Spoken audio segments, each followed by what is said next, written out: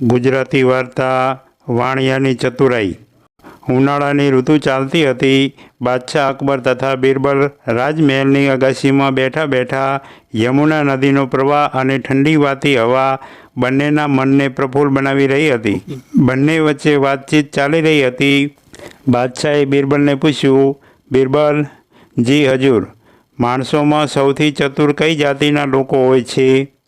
બિરબલે ઉત્તર આપ્યો, જહાંપનાહ, વાણિયા સૌથી ચતુર હોય છે। પ્રમાણ વિના હું તે કેમ કરીને માની લઉં?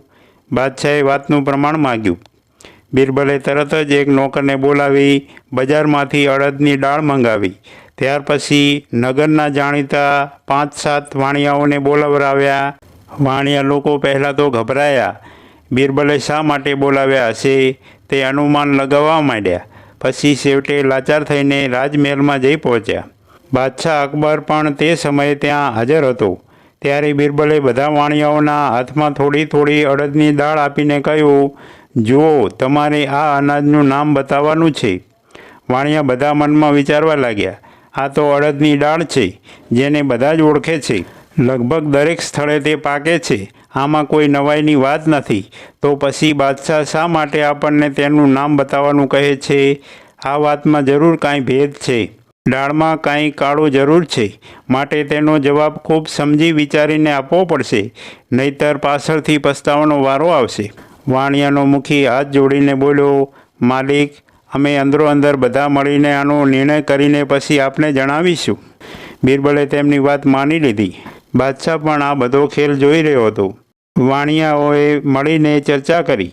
તેમણે વિચાર્યું કે જો આ અડદની દાળ છે એમ કહીશું તો બાદશાહ ખુશ થશે નહીં, કેમ કે આ તો તે પોતે પણ જાણે જ છે। છેવટે વાણિયા કોઈ ચોક્કસ નિર્ણય પર આવી શક્યા નહીં।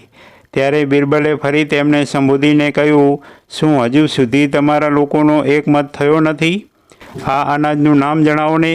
એક વાણિયો દાળ હાથમાં લઈને જોવા લાગ્યો, પણ નામ જણાવ્યું નહીં। બીજો વાણિયો તરત બોલ્યો, આ કદાચ વટાણાથી નાનું અનાજ છે, નામ યાદ નથી આવતું। ત્રીજાએ કહ્યું, દયાળુ, આ તો મરચું જણાય છે। બાદશાહ વાણિયાઓની આવી અટપટી વાતો સાંભળીને ખીજાઈ ગયો। બોલ્યો, તમે લોકો તમારી બુદ્ધિ ક્યાંક મૂકીને આવ્યા લાગો છો। આટલી ખબર નથી કે આ અડદની દાળ છે?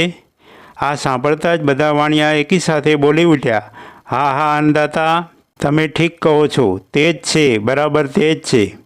બિરબલે ફરી પ્રશ્ન પૂછ્યો, તે જ શું કહો છો, તેનું નામ બતાવો ને। વાણિયા બોલ્યા, હજૂર, તે જ જેનું નામ હમણાં જ અન્નદાતાએ લીધું છે।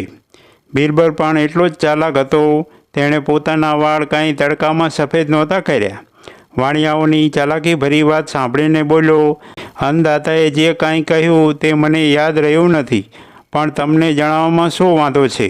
વાણિયા બોલ્યા, સરકાર, અમે લોકો પણ ભૂલી ગયા છીએ।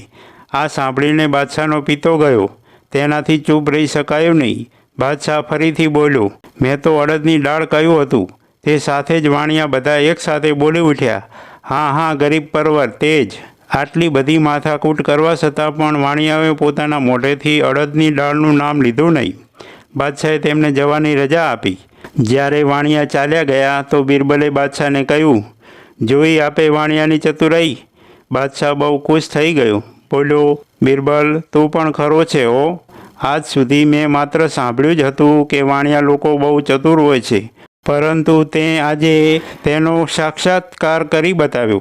તે બધી આપની જ દયા છે અન્નદાતા, બિરબલે નમ્રતાથી કહ્યું।